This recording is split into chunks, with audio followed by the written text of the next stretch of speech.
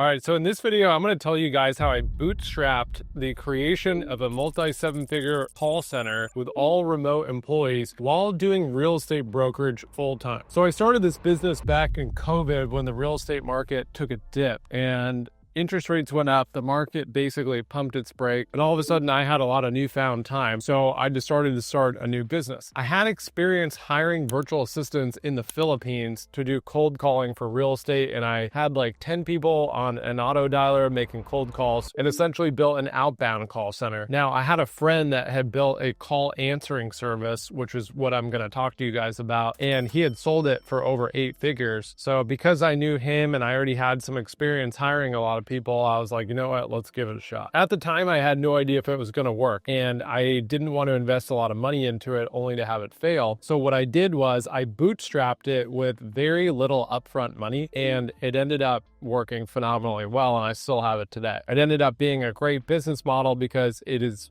literally not dependent on me at all to operate day to day. So here's how I did it. I took one of the people that I already had working in my real estate brokerage as a cold caller and admin who was managing everyone else. So she was a little bit more sophisticated and experienced. And I turned her into my first call center rep. I was paying her about $1,000 a month to work 40 hours a week. So very affordable, very low risk. And then from there, had to figure out how to get clients. So I did what I know how to do best from real estate. I got on the phone and I started dialing for dollars, cold calling. Cold calling is a really great way to start any business from scratch, especially if you don't know what you're doing or if it's going to work. Because one, it's free. Two, it really just comes down to you putting in the effort. You're not really dependent on anything else. And there's no gatekeepers. And three, it's a great way to practice your pitch and to get your idea of what you're looking to offer and sell in front of a ton of people, again, completely for free. But what's really cool is you can get on the phone and pitch people without any friction at all other than just getting the conversation going. It's not like you had to spend money on ads or make content or try to get people to show up to a sales call. No, you're literally just calling a ton of people and you're pitching them on the phone. And the reason that's valuable is you can see how your offer is perceived. So when I first started pitching it to people, the offer that I had is a little bit different than what I have now, because I would get on the phone with people. They would give me feedback real time on what they like, what they didn't like. I could see how they would respond to the pricing. I would start to get an understanding of all their objections and how to frame things differently on the next call and eventually into what turned into be our entire sales pitch. So it's incredibly useful, not just for getting clients for free when you're starting off really with any business, but also to do a lot of market research real time and just get that feedback, which is so incredibly valuable. So I found the first couple of clients, probably the first 10 or 12 through cold calling. And eventually I proved that the business could work. And I transitioned some of my other virtual assistants into the call center to answer the phone. And then at this point, I realized that I had a sound business model. It was scalable, and I just needed to find more clients and try to scale up my client acquisition. I had never run paid ads before. I knew nothing about social media. So I went to the next lowest cost channel of acquiring customers, which is cold email. So cold email is another great way to go, because when you set up the correct systems, you can email tens and thousands of people every single day, and it can be highly targeted because you're choosing the people that you're going to email. So you can go and buy email lists of electricians or plumbers or cleaning companies or attorneys or whatever your niche is, and then upload them into your cold email machine, and it'll send out emails for you all day long. Tons of people are in their email. You can usually get like a 30%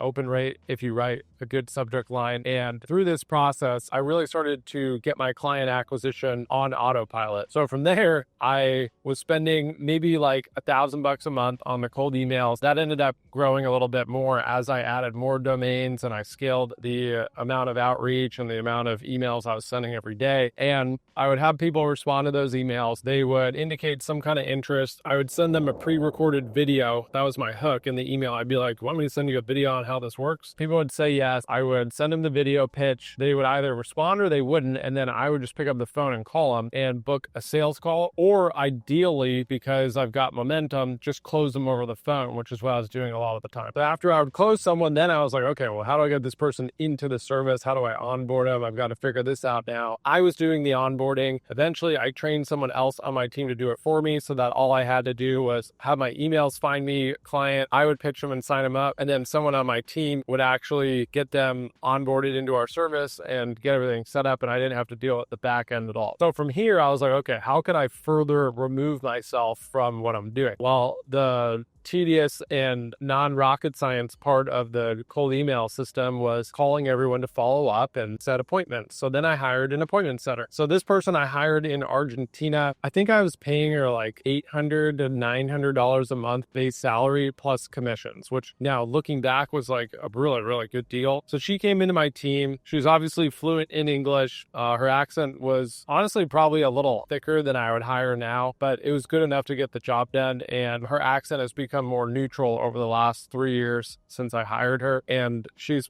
one of the most valuable people in my company to this day. So she came in.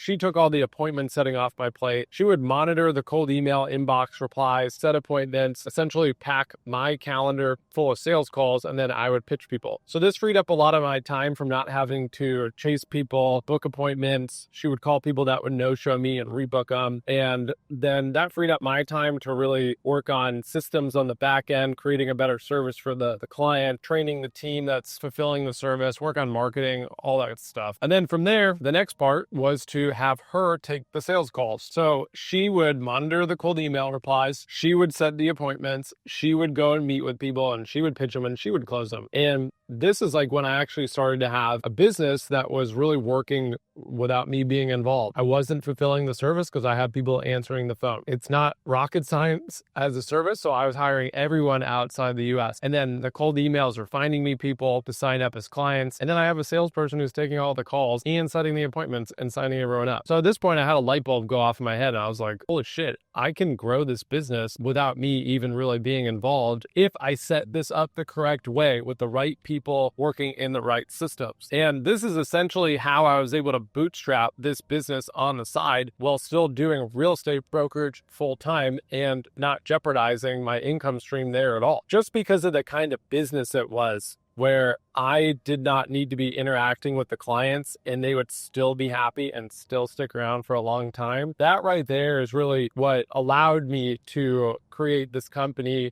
while doing something else. If this was a business where I had to be involved with the fulfillment, it would have been a different story. It either would have taken longer or maybe I wouldn't have been able to do it at all. So that's essentially how I bootstrapped the business. And then from there, the business evolved into a sales team of many more people, about 100 people answering the phone, a full leadership team, etc. And I ended up ditching the cold emails and moving into paid ads on Facebook, Instagram. I originally started off with TikTok, but this can apply to so many different business models. So if you're stuck in a job, or maybe you're even just trying to bootstrap another business in addition to your current business, and you don't really want to go all in on it because you don't have the time, or maybe you don't have the money, or you don't even want to take the risk, doing this with people in other countries working in your business is completely feasible. You do not have to sacrifice quality of work. You can still maintain an incredibly high quality of service for your customers and make a ton of money in the process. Let me know if you guys have any questions in the comments. I actually did the same process with another company